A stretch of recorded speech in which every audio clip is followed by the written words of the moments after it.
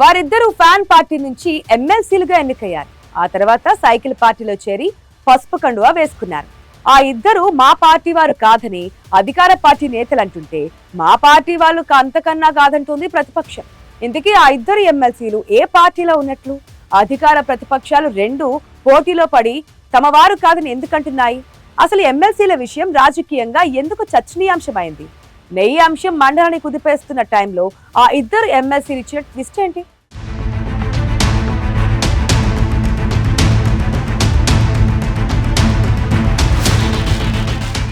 AP శాసనమండలి సమావేశాలు వేడిగా జరుగుతున్నాయి. శాసనమండలిలో ఇందాపూర్ డైరీకి హెరిటేజ్ కి ఉన్న సంబంధంపై చర్చ జరపాలంటూ ప్రతిపక్ష వైఎస్ఆర్ కాంగ్రెస్ పార్టీ వాయిదా తీర్మానం ఇచ్చింది. అయితే ఈ అంశంపై చర్చకు శాసనమండలి నో చెప్పడంతో వైసీపీ ఎమ్మెల్సీలు సభా కార్యక్రమాలు జరగకుండా అడ్డుకునే ప్రయత్నం చేస్తున్నారు. దీంతో మండలి 4 రోజులుగా ఎలాంటి చర్చ జరగకుండానే వాయిదా పడుతోంది.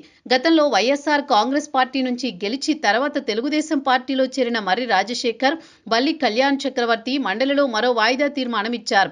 ఇటీవల కాలంలో తిరుమల లడ్డూ ప్రసాదంలో కల్తీ నెయ్యి వాడారంటూ పెద్ద ఎత్తున చర్చ జరుగుతోంది. వైసీపీ హయాంలో తిరుమల లడ్డీని అపవిత్రం చేశారంటూ అధికార పార్టీ నేతలు విమర్శలు చేస్తుంటే, ప్రతిపక్ష వైసీపీ దానికి ధీటుగా కౌంటర్ ఇస్తోంది. దీంతో రాష్ట్ర రాజకీయాలు ప్రస్తుతం తిరుమల లడ్డూ వ్యవహారం చుట్టూనే తిరుగుతున్నాయి. ఈ నేపథ్యంలో ఇద్దరు ఎమ్మెల్సీలు శాసన మండలిలో తిరుమల లడ్డూ కల్తీ అంశంపై చర్చ జరపాలంటూ వాయిదా తీర్మానం ఇవ్వడం హాట్ టాపిక్ గా మారింది. శాసన మండలిలో జరుగుతోన్న పరిణామాలపై మంత్రి నారా లోకేష్ ప్రతిపక్ష వైసీపీపై సటైర్లు వేస్తున్నారు. మండలిలో వైసీపీ ఎమ్మెల్సీలే రెండుగా విడిపోయి వాయిదా తీర్మానాలు ఇచ్చారని లోకేష్ అంటున్నారు.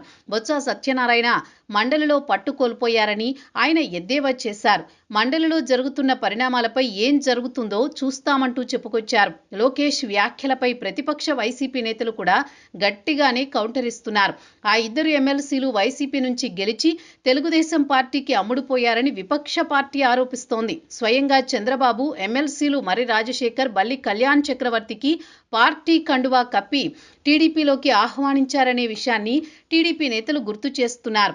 ఈ మేరకు ఆ ఇద్దరు ఎమ్మెల్సీలు టీడీపీ కండువా కప్పుకున్న ఫోటోలను కూడా వైసీపీ రిలీజ్ చేసింది.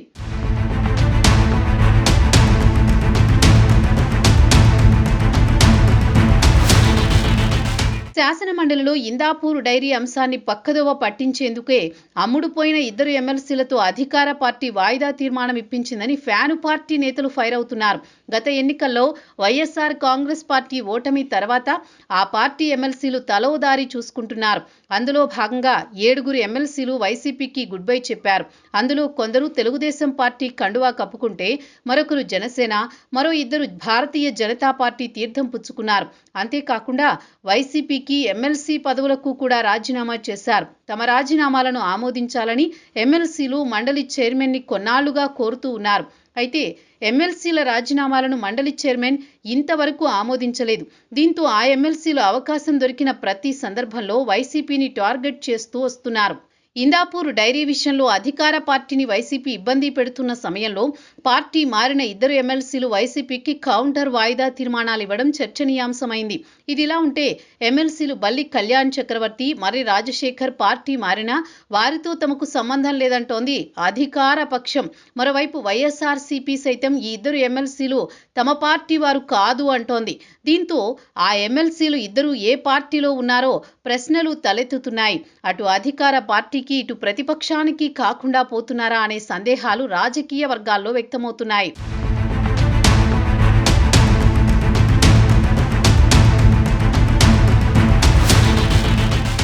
వైసీపీ అధికారంలో ఉండగా బల్లి కళ్యాణ్ చక్రవర్తి, మర్రి రాజశేఖర్కి ఎమ్మెల్సీ పదవులు ఇచ్చారు వైఎస్ జగన్.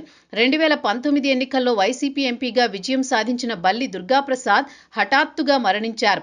దీంతో ఉప ఎన్నికల్లో వైసీపీ నుంచి గురుమూర్తిని ఎంపీ అభ్యర్థిగా వైసీపీ పోటీ చేయించింది. దివంగత దుర్గాప్రసాద్ కుటుంబానికి న్యాయం చేసేందుకు ఆయన తనయుడు బల్లి కళ్యాణ్ చక్రవర్తికి ఎమ్మెల్సీ పదవి కట్టబెట్టింది పార్టీ అధిష్టానం. అయితే మొన్నటి ఎన్నికల్లో పార్టీ ఓడిపోగానే కళ్యాణ్ చక్రవర్తి వైసీపీకి గుడ్ బై చెప్పారు. రాజకీయంగా సీనియర్ అయిన మర్రి రాజశేఖర్ పార్టీకి ఆవిర్భావం నుంచి వైసీపీలో కొనసాగారు. గతంలో గుంటూరు జిల్లా వైసీపీ అధ్యక్షుడిగా పార్టీ కీలక పదవుల్లో కొనసాగారు. 2019 ఎన్నికల్లో రాజకీయ సమీకరణాలతో మర్రి రాజశేఖర్కి వైసీపీ టికెట్ ఇవ్వలేదు. అయితే వైసీపీ అధికారంలోకి వస్తే ఎమ్మెల్సీ పదవితో పాటు మంత్రి పదవి ఇస్తామని జగన్ బహిరంగ సభలోనే ప్రకటించారు. 2019లో వైసీపీ అధికారంలోకి వచ్చినా కొన్ని సమీకరణాలతో రాజశేఖర్కి ఎమ్మెల్సీ పదవి రావడానికి చాలా కాలం పట్టింది. అధికారంలోకి వచ్చినా తనకు సరైన గుర్తింపు లేకపోవడంతో మర్రి రాజశేఖర్ అసంతృప్తితో రగిలిపోయారు.